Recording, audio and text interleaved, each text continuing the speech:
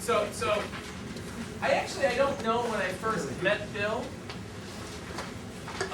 but I do know when I first heard him talk, and it turns out that what I'm going to be talking about today traces right back to that talk. So it was, I can't remember if it was 1984 or 86, but it was at the PSA. Bob Batterman and I, within graduate school, we used to go to the PSAs.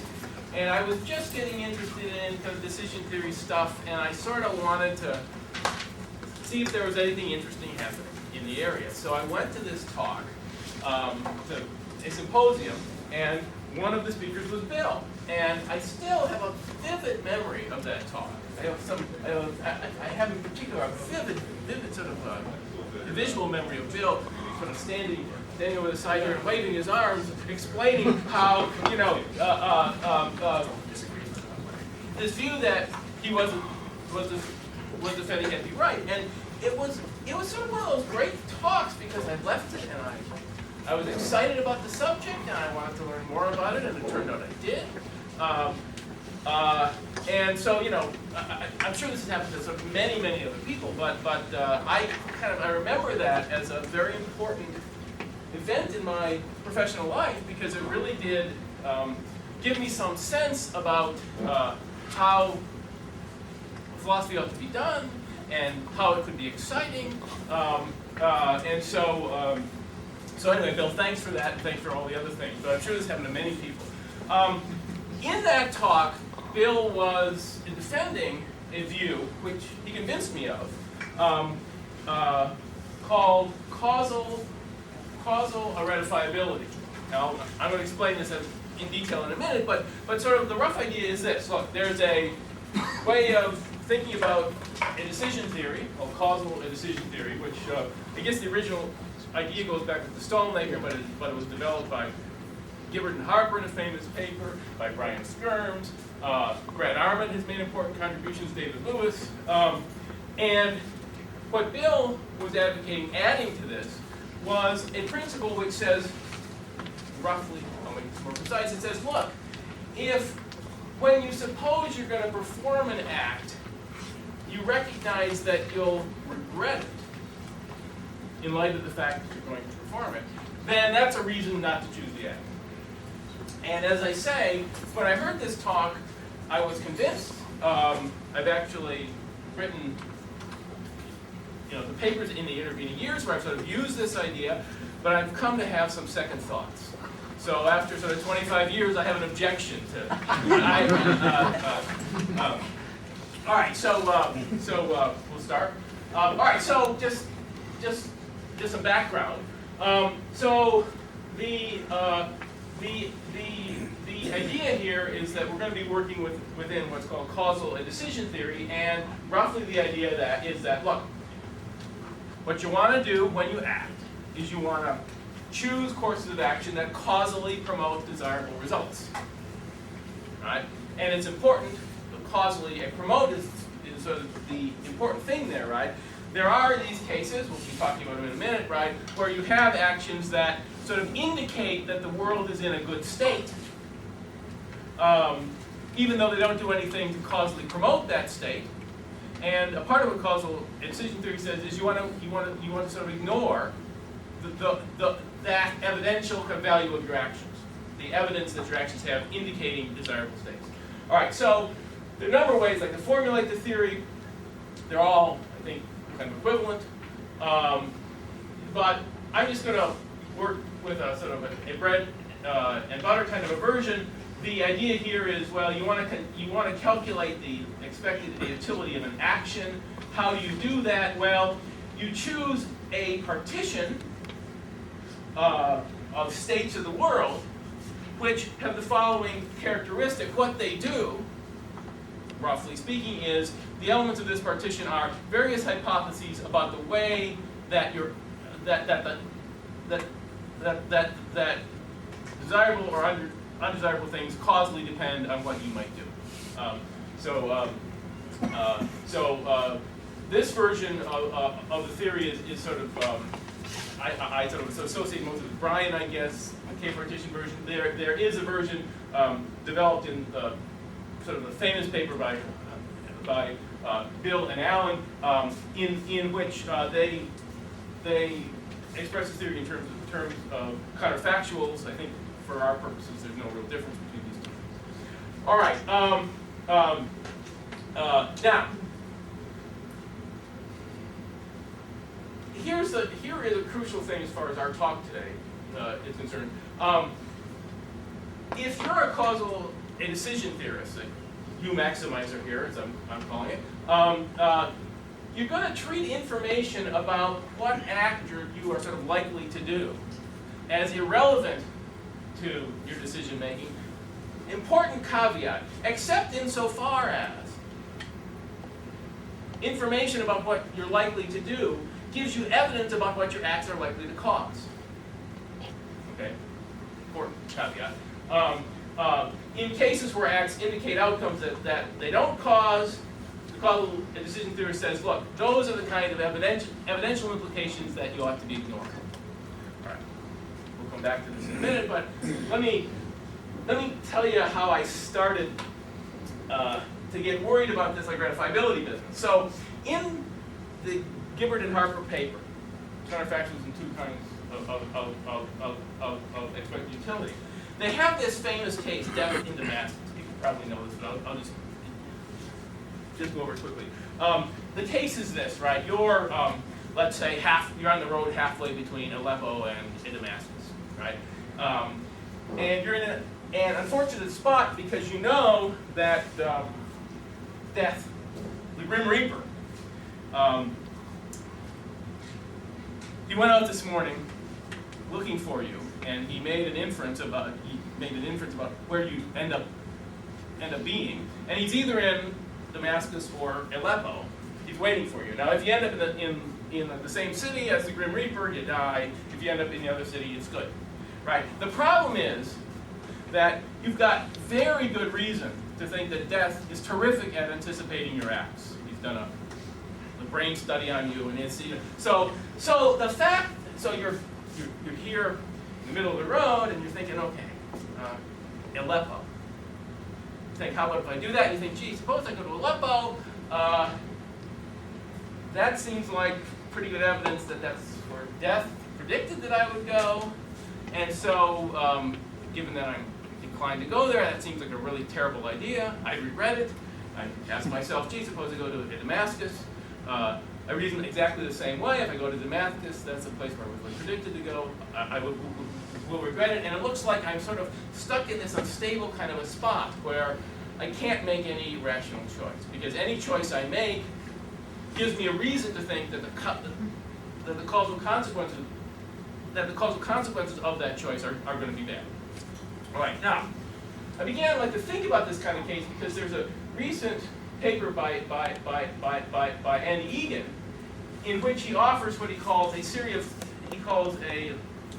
counterexamples to causal decision theory. Now, they're counterexamples to something, but it turns out, as I'm going to explain, they're not counterexamples to causal decision theory. But thinking through these kinds of examples has sort of led me to rethink the ratifiability idea. So that's where I want to go today. So let me give you the example. This is just sort of a different death in Damascus example, a little bit asymmetric. So, but I'm going to use Egan's example because I'm going to use his example in part because people have been coming up to me recently and saying, gee, do you know about these counterexamples to causal decision theory? So I want to sort of make sure that people in this audience know how to answer that. So here's your situation. You live in this country where there's this King Alfred, and Alfred is awful. And it would be good if he died. And it turns out that you're in this interesting spot. You've got a gun, and it's pointed right at Alfred's head, and all you need to do is pull the trigger. You don't have any moral qualms about killing Alfred. You know, he's the kind of person who permissible to kill. I don't know. Who knows? But there's a problem. This is the usual kind of a Newcomb problem. It turns out that not everybody has the nerve to kill. Right? I mean, the nerve to pull the trigger, you got to have something special. Not everybody can do it. And unfortunately, you're a member of a population where 20% of the people, I think I have right, have this sort of lesion, this brain lesion, and it has sort of two effects, right? The brain lesion has the effect of giving people the nerve to kill. So if you have the lesion, you know, you're probably going to be able to shoot, right? But unfortunately, it also makes your hands wiggle, right? And if you have the lesion, it's highly probable that if you shoot, you're going to miss, right? Now, people who lack the lesion, it turns out, you know, are timid. They don't shoot typically. Some of them do, but few. But the thing about them is their hands don't shake, and so if they shot, they would kill elephant. All right, so with these numbers, the kind of a picture you get is this. This slide is just here so that you have the numbers. I'm not going to go through them all, right? But so the basic idea is, well, look, you're sort of in this spot where if you have the lesion, you think it's very probable that you'll shoot. If you lack the lesion, you think it's very probable that you won't shoot, right? Given these numbers, all these numbers, these are actually important ones.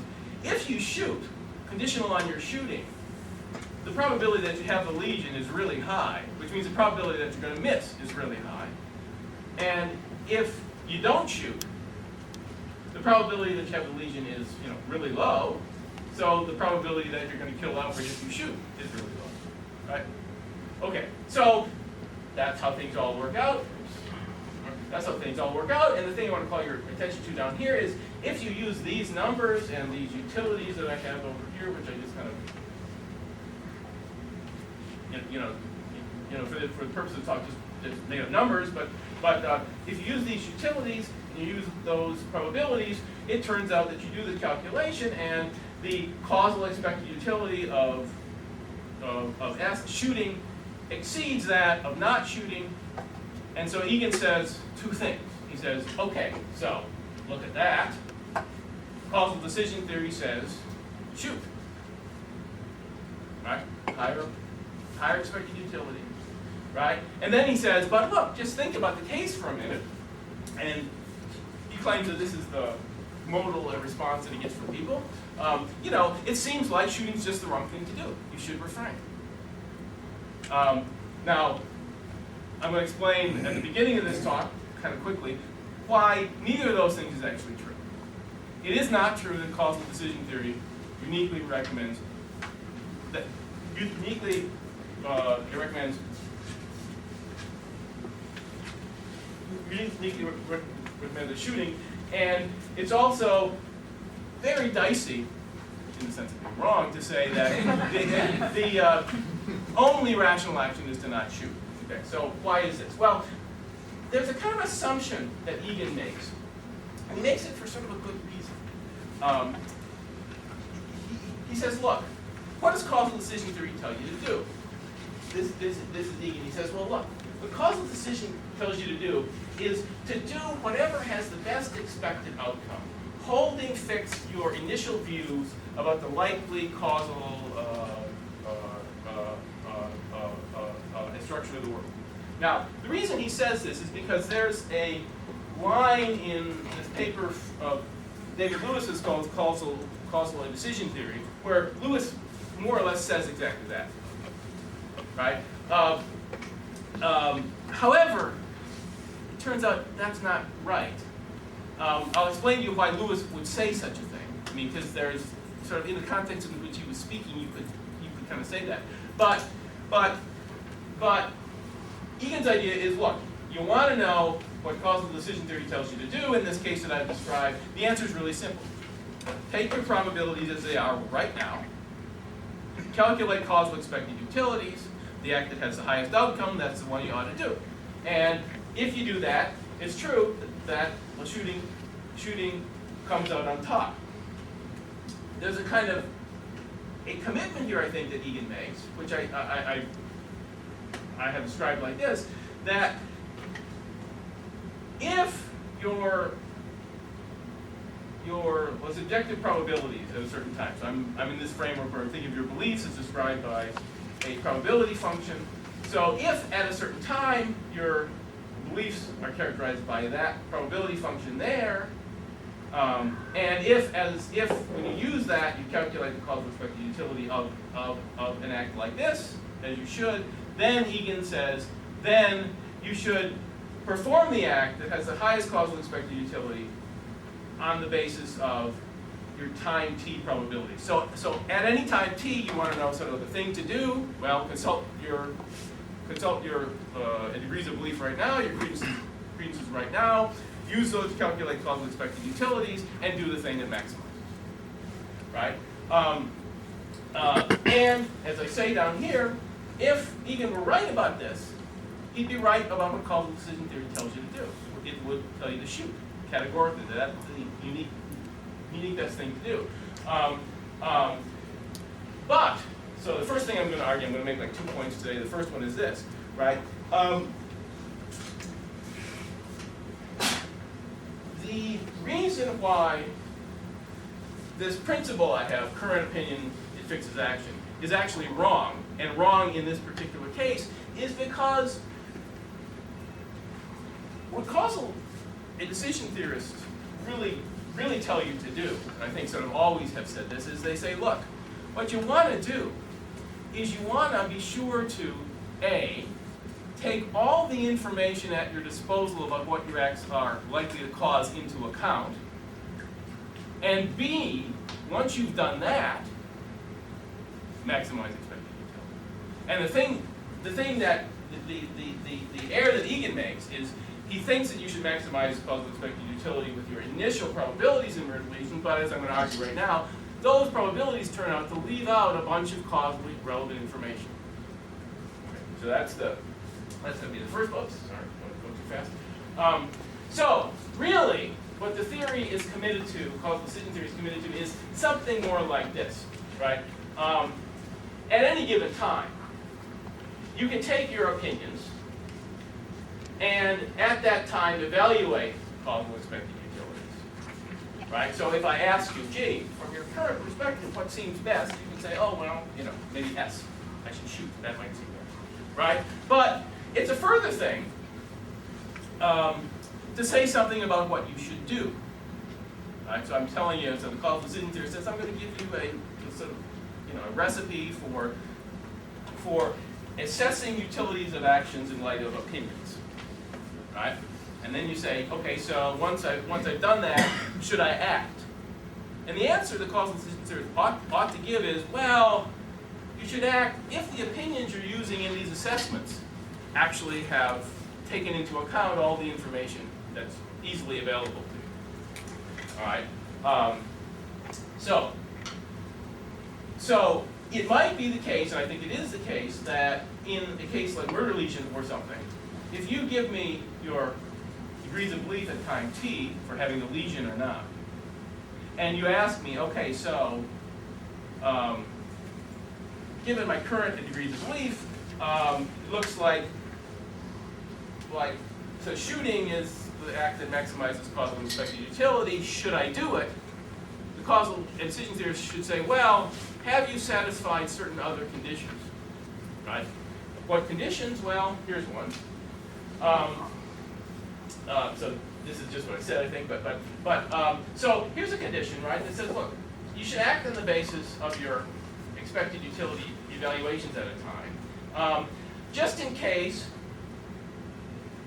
the beliefs on which these assessments are based, these expected utility assessments are based, turn out to incorporate all of the evidence that's both available to you at the time and relevant to questions about what your acts are likely to cause. Now, the point to be emphasized, I think, which is important here, the kind of information that you might need to take into account can include information about how likely you are to perform various actions, or how good these various actions might look to you now, right? That information can turn out to be relevant information that you're obliged to take into account, provided that it's information that concerns the question about what your acts are likely to cause. Now, in passing, these 2 points. In passing, I should say, so I'm making a distinction between choosing to maximize causal expected utility given your beliefs at a time, and choosing to do so given your sort of fully informed beliefs, right? The beliefs that sort of take into account all the evidence that you have at your disposal, right? Now, I think this is a crucial distinction for Egan's example, but there was kind of an unfortunate. It's a fact about the history of the way causal and decision theory got developed is that it got developed in connection with like these Newcomb problems, right? And the thing about Newcomb problems, so these Newcomb problems are cases. How many people know the Newcomb problem? Some, okay. So I won't go too much, but the Newcomb problem cases are like the murder lesion case, except they have another feature that one act is sort of the dominant act. You do better by choosing that act, right? Whatever happens. And if you're faced with a problem like that, this distinction between choosing on the basis of your initial probabilities and choosing on the basis of the probabilities that incorporate all the relevant information about what your acts will cause turns out not to matter. So that's actually why Lewis in his article says, oh, we can just use our initial expected utilities to make this choice, because in the Newcomb problem you can. But in problems like this murder lesion problem, it turns out to be crucial to make this distinction. All right. Let's skip on to the detail they want to get here. Okay. The other thing, which I think is really crucial to sort of understanding these problems, is that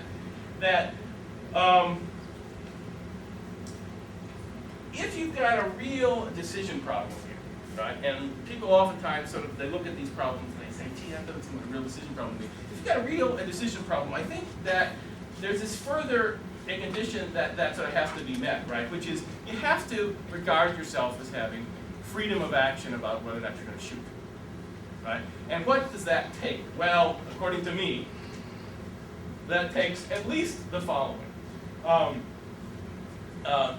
Well, I'll start here, right? To the extent that you take yourself to be free to do what you want in these kinds of cases, it ought to be the case that your probability for performing a particular act that you're not already sure you're going to perform, given that the expected utility of that act is higher than the alternative, I'm imagining in case we're going up, you can only choose A or its negation, right? Then what ought to happen is that the information that A, given your current assessments, that A has a higher expected utility than its negation, should cause you to increase your confidence that you're going to do it. Right? So just intuitively what the idea is, so if it's true that I, at the moment, evaluate A as the better act, then it would be very odd for me to think, gee, the probability of A is, say, lower than the probability of not A or something like that, right? So I impose this kind of a condition here.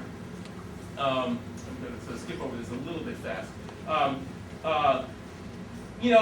So when you impose this condition, you're kind of forced into a dynamical perspective here, right? You're in this spot where in the initial case, you've got these beliefs. And part of these beliefs is that, well, I'll go back here. When you take a look at this case, there's the area where when you shoot, right? And it turns out that your probability for shooting is actually pretty low, given these initial conditions, right? And it turns out that it's crucial that it be low, right? Because the more confident you get that you're going to shoot, it turns out the more confident you are that you have the lesion, which makes shooting look less bad, right? So you're beginning from a point here, and you know this, right? You think, gee, I'm awfully unlikely to shoot, but boy, that looks like the best action, right? Well, according to this principle, like the freedom principle, as I'm calling it here, right, that's a case where the information that shooting looks better than not shooting is information that's relevant to what your acts are likely to cause, right? And it's information which, if you incorporate it in, should make you increase your degree of belief. All right, so I'm going to sort of skip over the next slide, but I put it there so that you understand that this all can be worked out properly. So,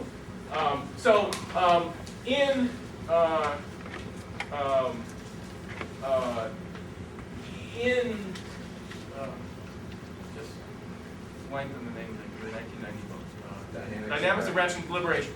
You just need the first word. In his 1990 book,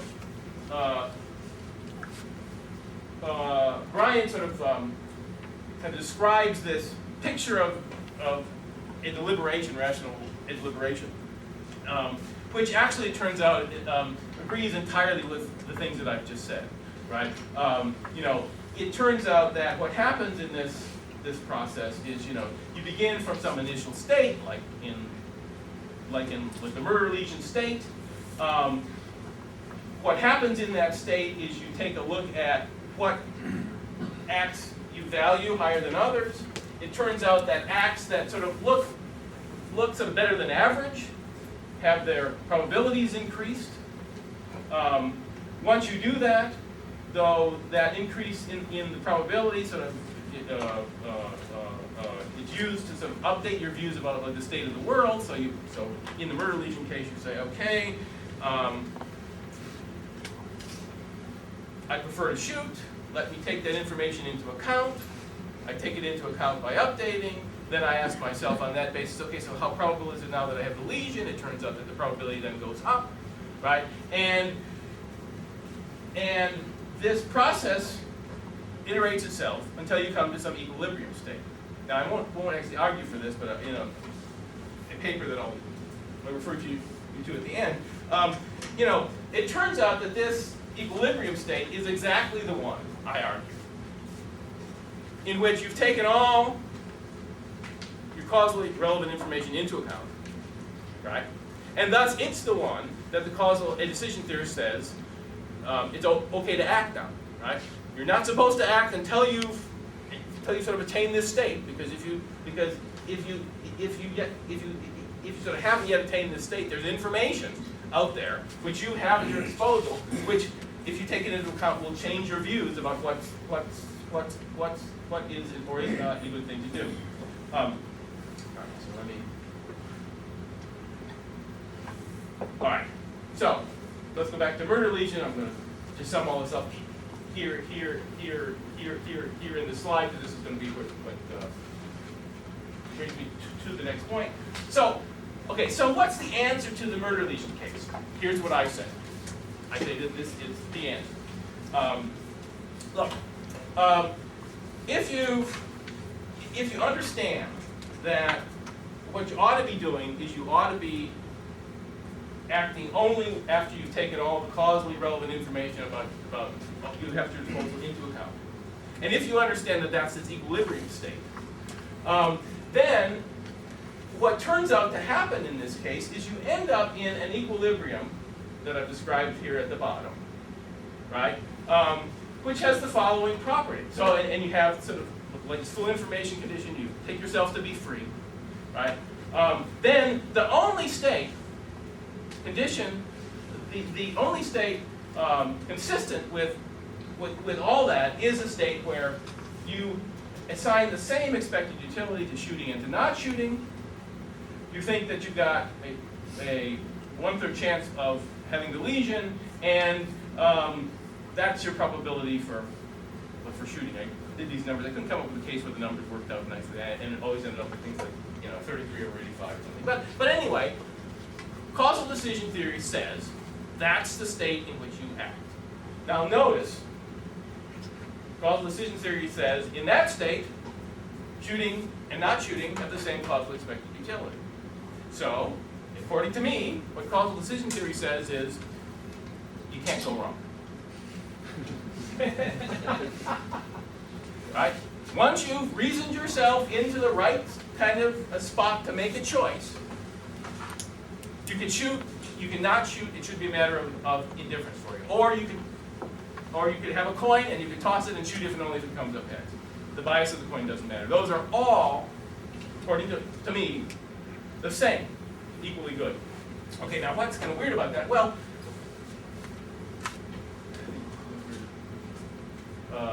yeah, this is just a way of saying the same thing I just said, but I'll skip over it. So what's a little bit weird about this, of course, is that it's still true that if I irrevocably choose to shoot, let's say it's a kind of an odd gun where instead of pulling the trigger, you press a button and then it takes about like 10 seconds to shoot, or something like that, right? Well, in that little 10-second period I decide to shoot, I'm going to say, oh, how stupid was that? I'm a shooter type, right? I probably have the lesion, right? That was a horrible idea. In the same way, if I decided not to shoot, right? And I get up, I put the gun down, and I walk away, and I'll be thinking, and I can't go back to the irrevocable. I'll be thinking to myself, oh, jeez, I'm a non-shooting type. I almost certainly haven't got the lesion. I could have killed him, right? So it does seem like there's something odd about this answer that I've just recommended, right? I've just said, and I'm going to say at the end, right? You can't go wrong. There's no wrong decision. Anything you do is right. All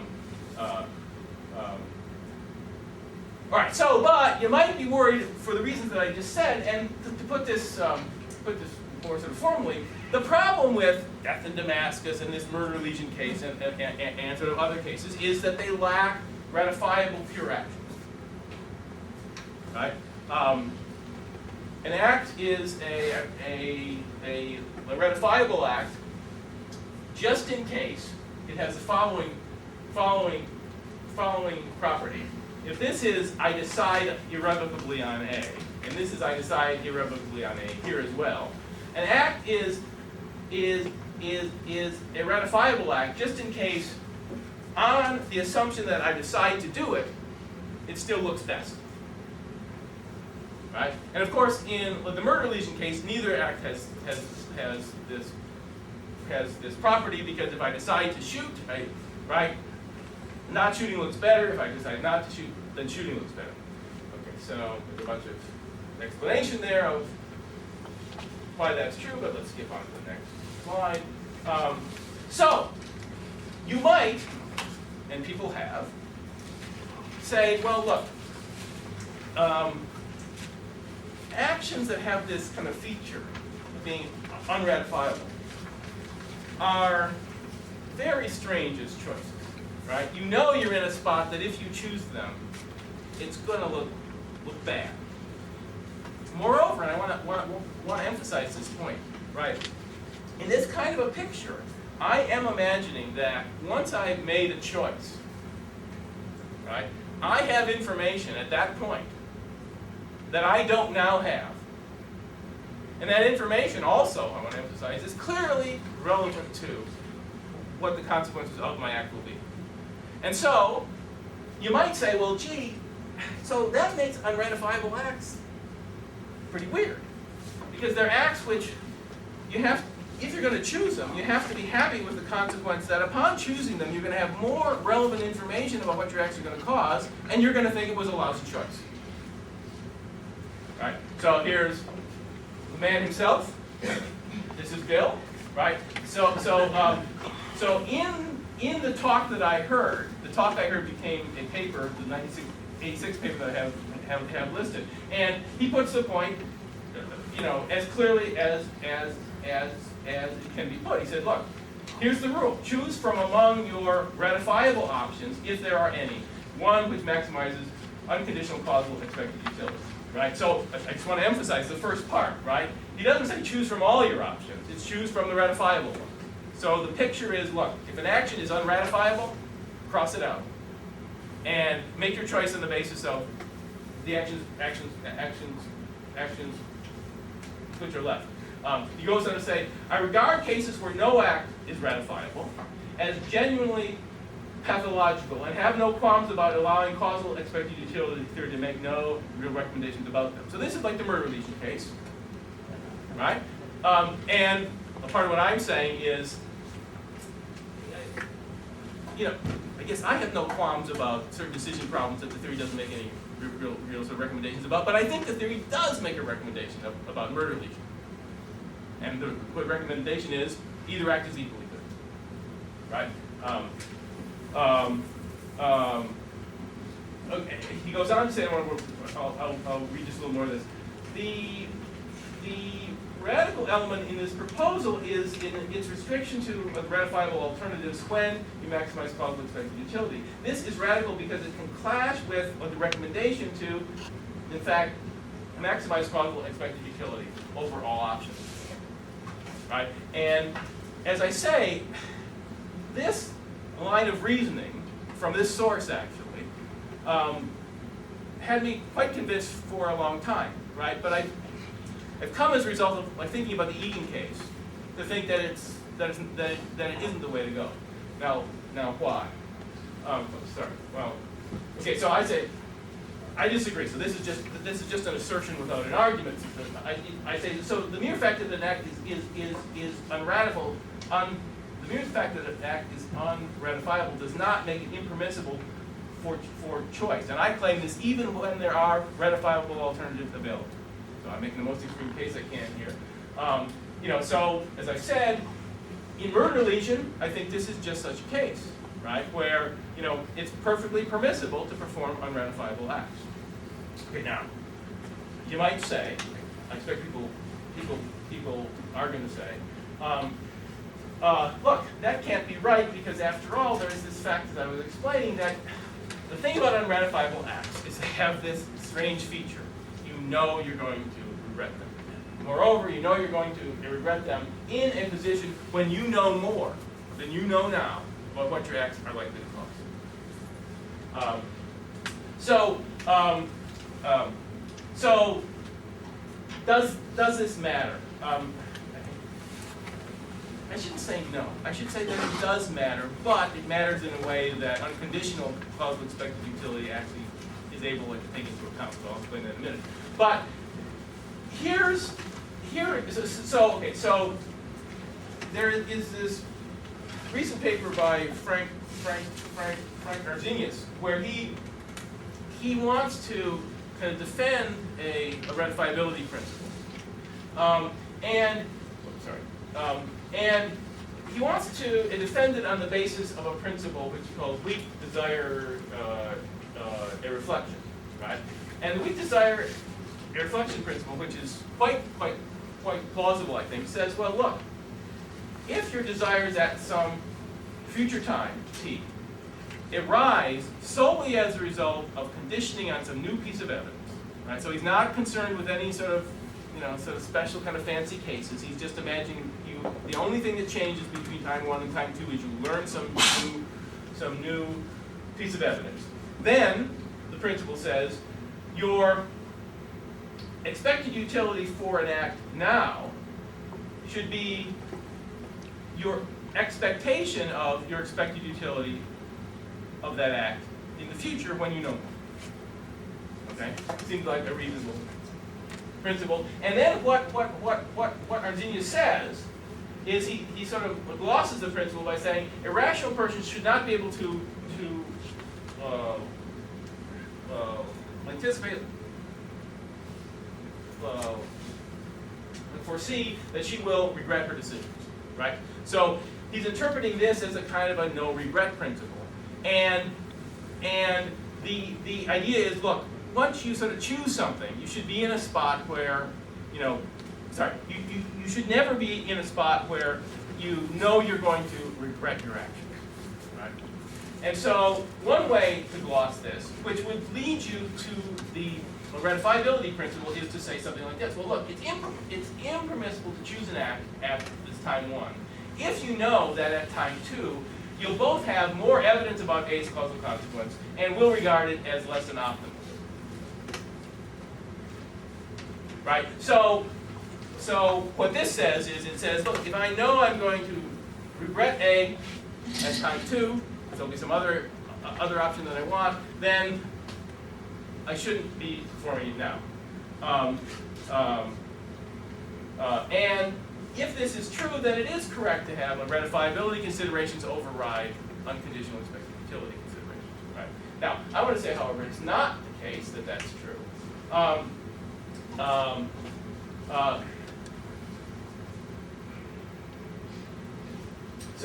So the key thing in this slide, I'll just illustrate with an example. It's clearly the case, I think, that the fact that you will regret some action ought to be relevant, or sort of can be relevant anyway, to how you assess actions right now. So if you take an example, let's say you've got a ghost pepper. Anybody sort of had one of these things, these ghost peppers? Right?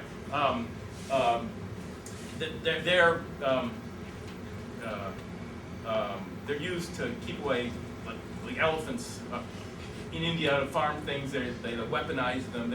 Right. So you might have a ghost pepper, and say, I'm thinking of eating this, and I might say, look, trust me, you will definitely regret it.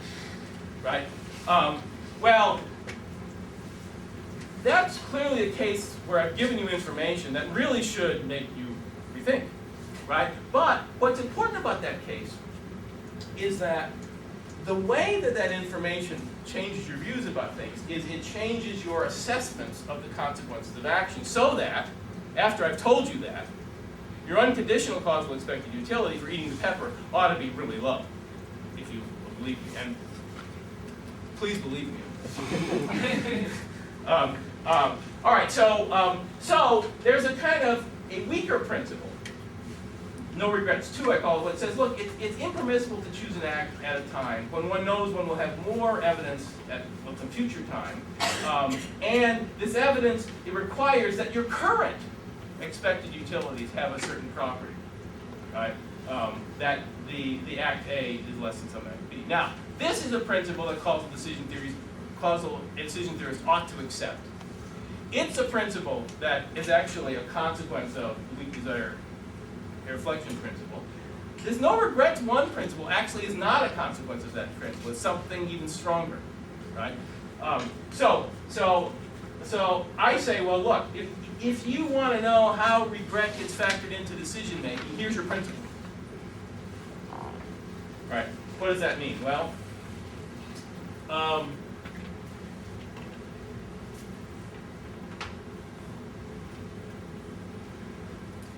I'm arguing here that the mere fact that an act is unratifiable, taken by itself, isn't a sufficient reason not to do it, right? That said, what I want to make clear here, in this case, like the simple case, but the idea is completely sort of general, is that there's a certain sense in which the relevant ratifiability considerations are already taken into account in unconditional expected utility. So, what I've done here is I've just rewritten. How much time do I have? 0. 0. Okay. So it's. So you're coming to your question. I'm coming to that question. Okay, give me maybe 4 minutes, and then I'll. So if you just take a look at this. I have expressed the expected utility of S and not S, shooting, not shooting, in the following way. I have looked at the utility of S, given that I decide on S, and weighted that by the probability of me coming to that decision, right? And the utility of S deciding on not S, and the probability of coming to that decision, right? And the thing that I want to call your attention to here is that when I compare the utility of S, utility of not S, a part of what I'm doing is I am comparing this term to that term, and I'm comparing this term to that term. Now, if you think about those comparisons the way that I've done it down here, you can kind of think of what's going on in those comparisons as kind of a regret profile, I'm calling it, right? The information about how much you will regret, for example, here, a decision to do S, right? How much you will regret a decision to do S is, I'm sorry, the M thing there from an earlier version of the slides where I had like a mixed act included, but I took it out.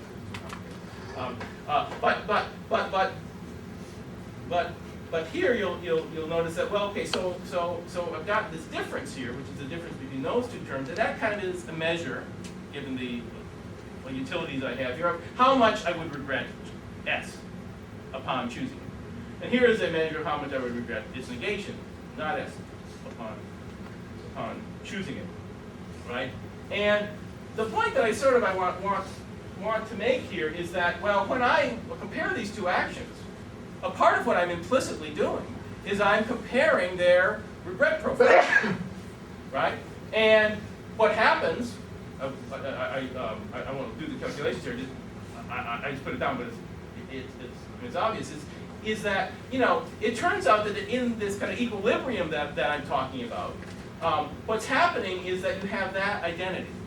What is that identity? Well, it says, well, look, you've got more, this term here is bigger. So you're going to regret shooting more.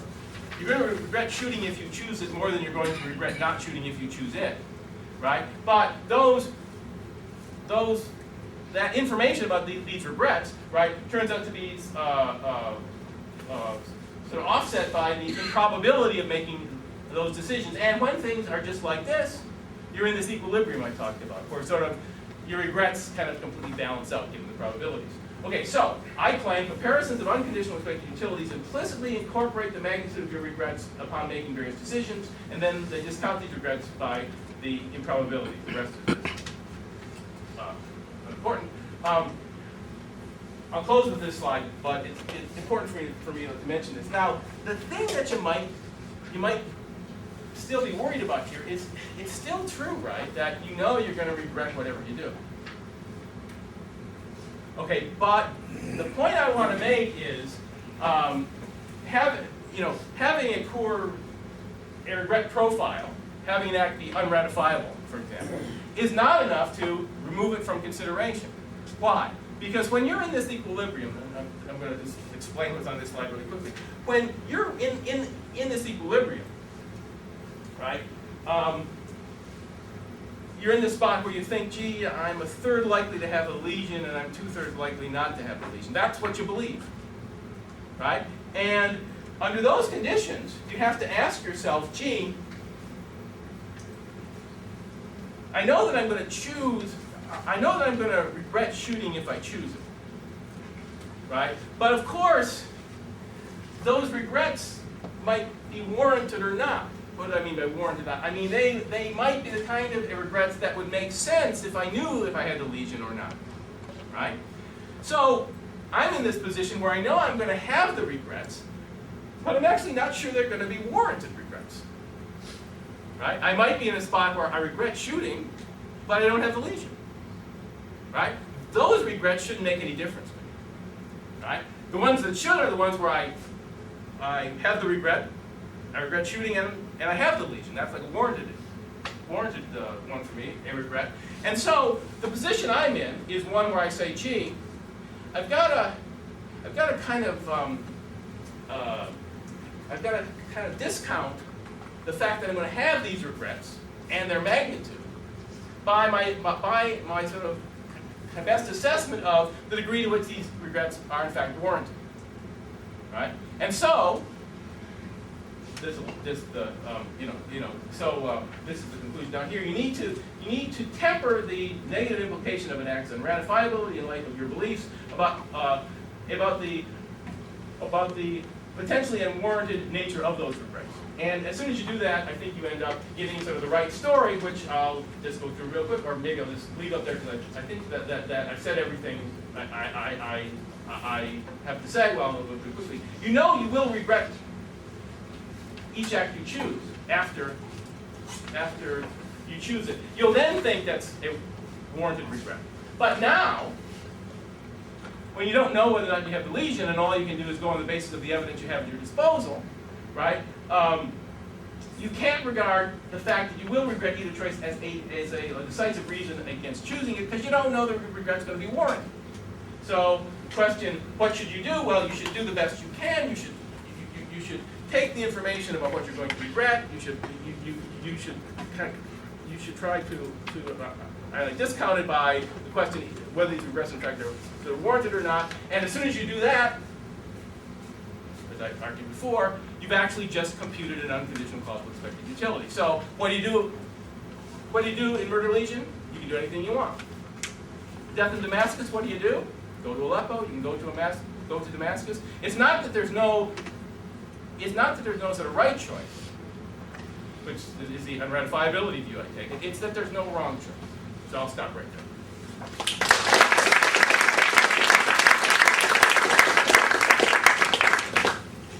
We have time for questions.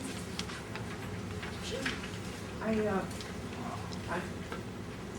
think one thing that's you're pointing out that what I was doing with the ratifiability is already coming in automatically if they do dynamic deliberation, essentially.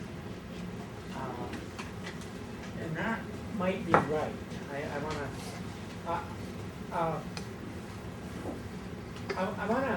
I mean, one of the things that I think is really important in what we've done is that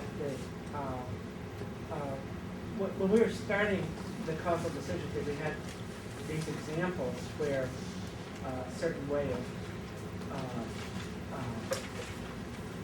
where the main, I mean, how to put it, you have Savage's basic decision theory where you have presumed causal independence of the states of the outcomes. Right. Yep. The acts can't influence those. And none of these problems come up. You just can't formulate these things. And we had Dick Jeffrey coming along with examples which supported wanting to have some way of considering conditional and proposing an alternative theory that would be using the conditional probabilities of the states on the acts. Right. Now, I think that the Newcomb problem and a bunch of these problems that we've all had in the literature are fairly decisive against the appropriateness of evidential decision. Yes, right. I agree with that entirely, yes. Though some of evidential decision theories came up with a way of using ratifiability to get the same answers that we would give in those cases. And now nothing in this Egan case threatens any of that. Right, yeah, Okay, agreed, so, right. but now what you've done is to give, I mean, we have two parts of the part that I'm just right on board with you directly right now is the part that you've shown that the Egan case, that the causal decision theory doesn't give the answer that he thinks it gives in the case. The case has all these features that. Now and by the way, okay, so that's, I want to get that. Now the thing about having that the dynamic deliberation actually recovers the stuff I was trying to do directly with this version of ratifiability. I have to think more about that.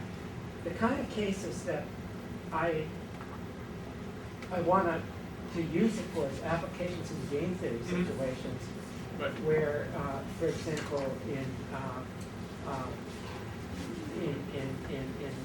all kinds of games where you're guessing where I hit the ball, where you have no, I mean, recovering the argument, Van Neumann and Morgenstern's argument to get a solution for these zero-sum games, where there aren't any, where none of the pure acts would be ratifiable on best reply, but you're going to get where you have a mixed strategy equilibrium that is arguably the right solution. And the ratifiability gave you a way to directly get that. Now, can that still come out in the way you're doing this stuff? Yeah.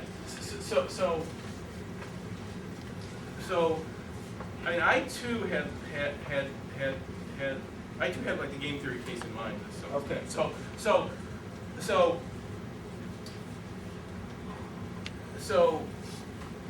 in something like the same way that the focus on the Newcomb problem sort of obscured and important the distinction, I think.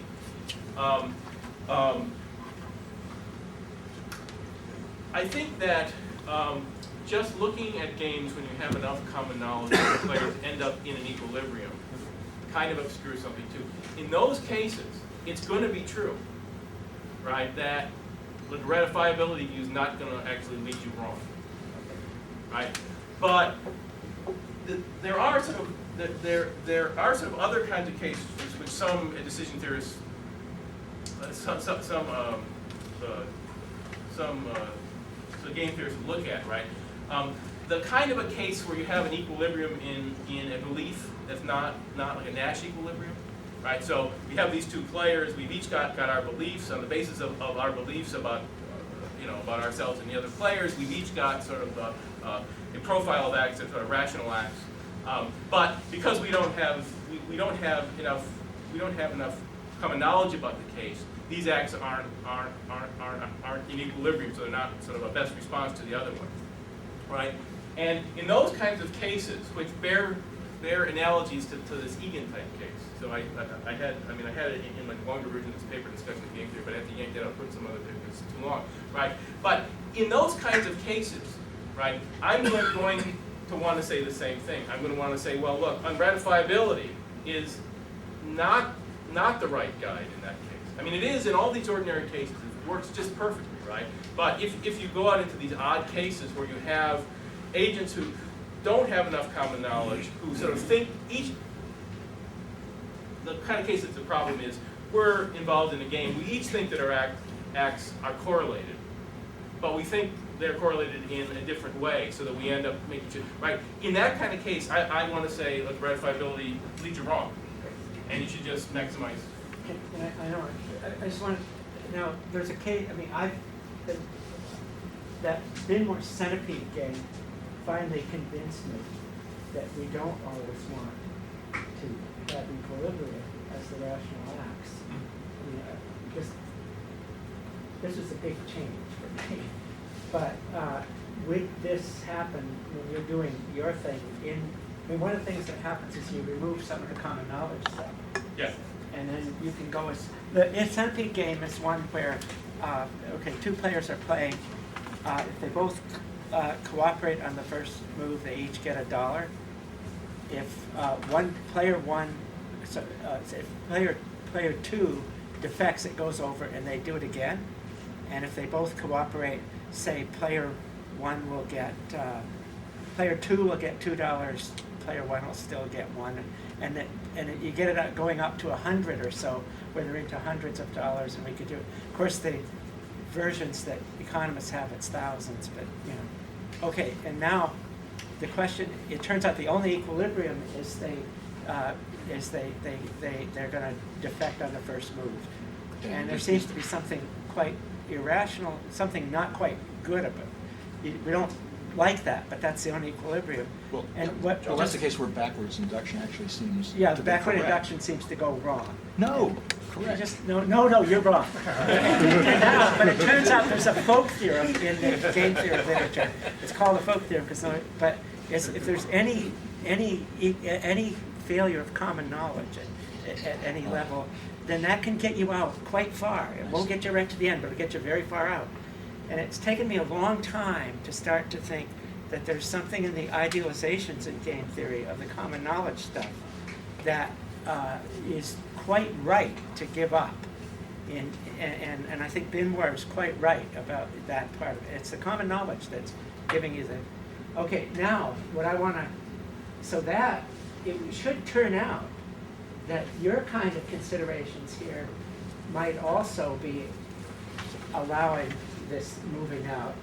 And I can't resist, I mean, in the evolutionary dynamical interpretation, you can get out pretty far in these things by looking at the... Okay, so that's a... I know. Well, okay. I don't know. I mean, on the certification, so the upshot of this, right?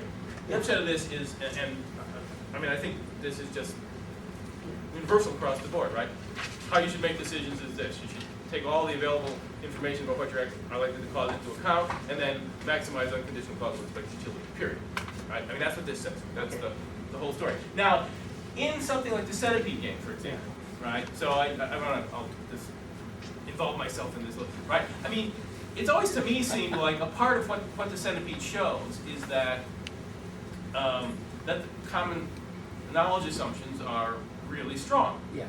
And I think that if you,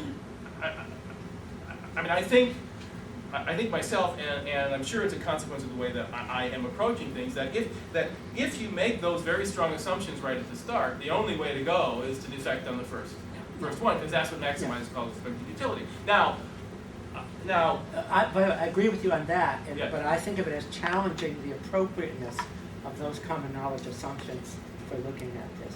well, I mean, so then there's a question of, okay, so what the centipede shows is that these common knowledge assumptions are sort of really strong, Yeah. right? And it might well be the case that if we want to sort of model any kind of real, and this is true, any kind of a marginally realistic kind of situation, we have to like relax them. And what's interesting about the centipede game is, it seems like relaxing them any way, even a little bit, makes big changes. difference, yeah. It's sort of one of the interesting things about that game, Yeah. right? But I mean, I would say there and every place else.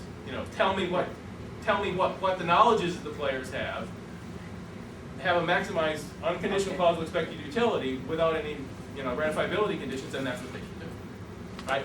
And as I say, it doesn't really quite show up until you get to some games where you've got the players with having a sufficient amount of sort of uncertainty about the others, and that you don't have an equilibrium. What about the case where you have lots of ratifiable acts? I imagine you'd say exactly the same thing. Yes. But I like that. Yeah. No. So if you so on an earlier version of this slide, which I didn't include because I realized I was going to run over time, and I didn't have enough room. I packed my slides too much anyway. I didn't have enough room in that slide. I had included another act here, a mixed act where you play, where you toss a coin with the equilibrium probabilities, and you shoot just in case heads, right? Now, what's going to happen there? I think this is where I left in that. I was calling this act M. So the whole regret profile turns out to be a little bit more complicated when you add more acts, right? And this act M turns out to be the uniquely ratifiable act in this case, right? But I mean, I say, look, so all the information in these regret profiles is always going to appear in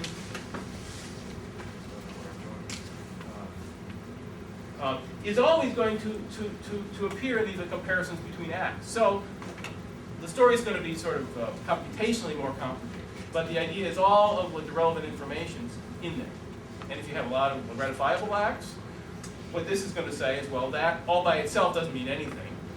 What can mean something is if you have an act and conditional on deciding upon that act, it's say a lot better than something else.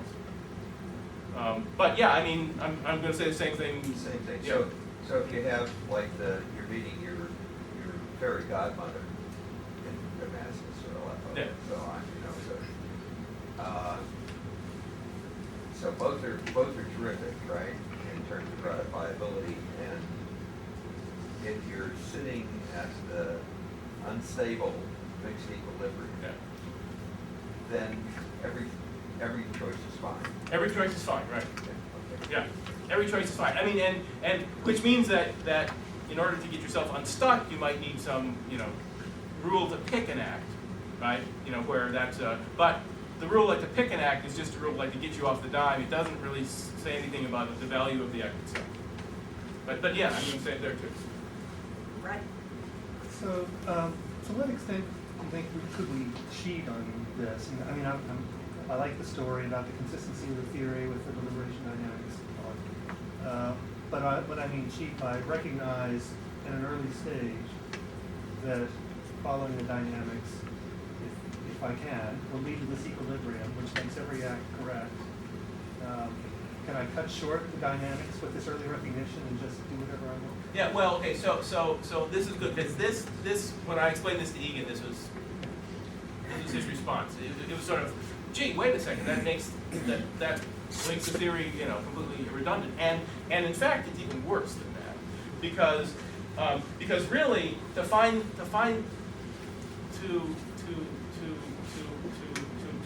in this kind of case, to find the equilibrium, if you go back to my very, very, very, very early on, right? To find the equilibrium, right? It turns out that the only information that you actually need in this sort of broad kind of cases where you get conditional probabilities that have the kind of ordering among them that I have up there, it turns out that the only thing that matters is the utilities, right? Because the equilibrium turns out to be the point where, that act and that have the same causal expected utility. So I don't even have. So I can just. I can get rid of that number and get rid of that number and get rid of that number and just say, oh, that's sort of a consistent number, and that's a big number and that's a small number, and then you know that the two x's are the same unconditional causal expected utility. And so it does look like, oh well, so there's this easy way, right? You just get to choose. Now, I'm committed to that, but let me temper, right? There's sort of two questions here.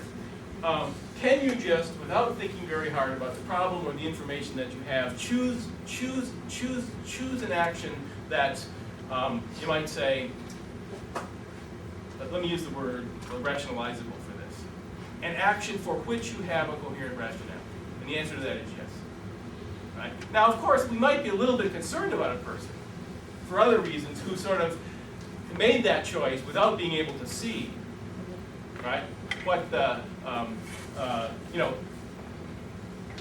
without having sort of incorporated all of the causally relevant information at their disposal in the account. But I'm still going to say that as far as the question of, given your beliefs and desires, and given the information you have on hand, can you make a mistake? In the sense of can you choose an act that's actually going to be one for which you don't have to have a rationale? The answer is no. Let me say one more thing about it. And now that we've all heard you talk, we all have the rationale. Yeah, right. But interestingly enough, right, it's the same with something like the Newcomb problem, right? I mean, what's interesting about the Newcomb problem is you don't have to do all this business about thinking it through. You can just look at the dominant structure and say, I know what act is right, which is sort of another way of saying, look, I could think this through, and I could come to an equilibrium, but I know how I choose. And it turns out that this kind of example has that character as well. Now, there are going to be all kinds of examples which don't. More sort of ordinary examples, they don't have that character. You actually have to process the information. But yeah, I'm stuck with it, I agree.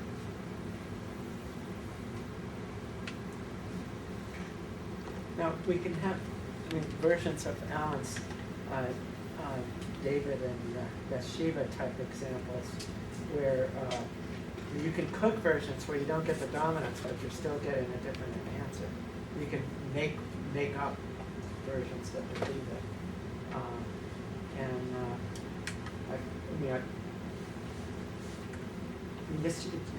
It should still turn out to be, you're still going to get the one that causal decision, of course, yeah. Yeah, that's good. You can do it.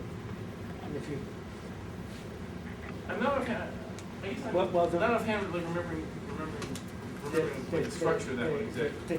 two kinds of kings, the charismatic ones, and uncharismatic ones. And you have, we'll get. Yeah, okay. I'm trying to, I did like put another example on the board, which I think helps to make sense. Okay. And I'm trying to remember if that example has the same kind of structure as this. So I drew this up. Okay, so this is an example due to Anil Gupta, and Egan reports this example in his paper, and I sort of like it because I think it's an example that the theory that I've just described gets completely right. Okay. Right? So you can be one of the three types. You can be like the smoker type, you can be the drinker type, you can be the abstainer type. So you're going to go to a party and you know you're going to be offered a smoke and you're going to be offered a drink, and it turns out that at this party you can't have both. And it turns out that these things have various effects on you. Let's say with effects for the how good a time you have this evening, right? And here's the picture that it turns out that people who are sort of smokers would do a little bit better drinking. Sort of a little bit better drinking than smoking. But the worst thing for them would be to abstain. Right? That would be a terrible outcome. And the same way with a drinker, right?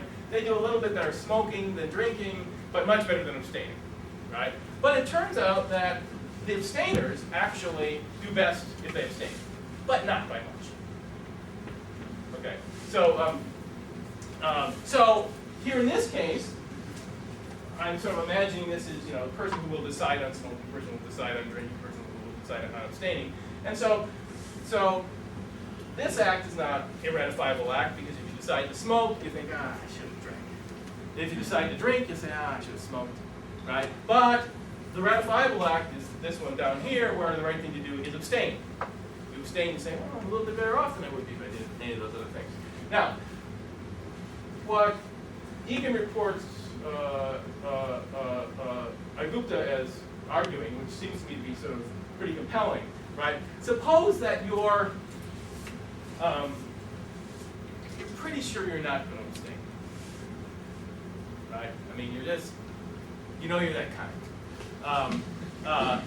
And so you assign a very high probability to this disjunction of this or this, right? And on that basis, it looks like abstaining is a terrible idea, because you're probably a drinker type or a smoker type, and for either of those types, it's a bad idea to abstain. But if you just accepted a straight ratifiability view, it would say, oh, ignore that fact, right?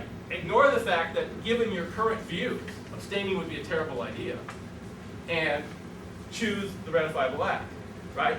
And so in a case like this, I want to say, okay, so what do you want in a decision theory? Well, you want it in a decision theory, you want to be able to take all this information into account, right? And very importantly, in a quantitative way, right? The thing about ratifiability, a part of it is that it's just this qualitative, unratifiable or not. You want to be able to take all this information into account, right? You want to be able to take into account that, gee, if you smoke, abstaining would be really bad. And you want to do it in a way that sort of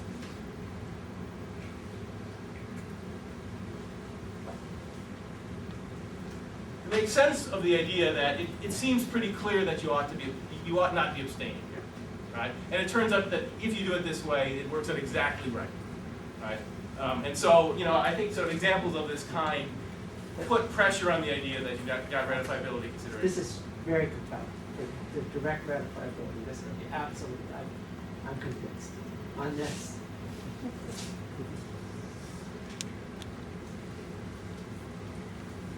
Thanks. Thank you.